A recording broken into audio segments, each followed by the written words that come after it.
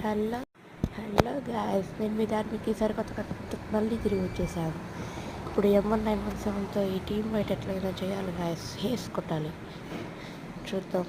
మీకు కూడా చెప్తున్నా గాయస్, ఎనిమిస్ కనపడగానే ఎగేసుకుని వెళ్ళిపోవడం కాదు, తట్టుకొని వాళ్ళ మన దగ్గరికి వచ్చినప్పుడు హెడ్ షాట్ కొట్టాలి ఫస్ట్.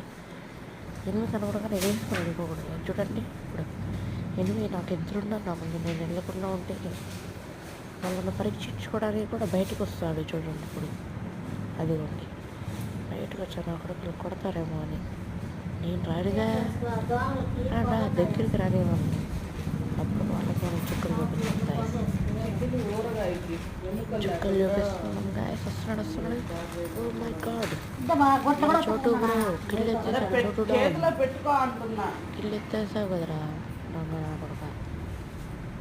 ఇప్పుడు ఇంకొకడు ఆడు ఉంటాడు గాయస్, నేను M1917తోనే కిల్ చేయాలి అట్లాగే.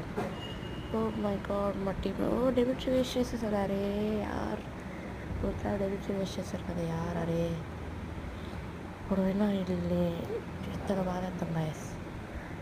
మామూలు ఉండదు మనతో. నా కొడుకులాగా నా కొడుకులారా ఎవరిగా G18 వదిలేశారు. G18 వచ్చింది EMP. వీళ్ళకి 2 చుక్కలు చూపించాలి గైస్ EMPతోనే. యాక్చువల్గా నాకు EMPతో బాగా రాదు, ట్రై చేద్దాం. కొట్టగలలేమో, ఎవరికేం తెలుసు. ఇదో పాండి గ్లూవాల్, అమ్మ గ్లూవాల్ కొనేసా.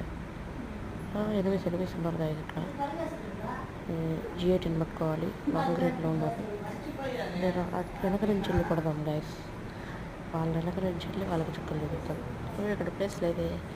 ఓకే, వెనక నుంచి వెళ్తున్నా.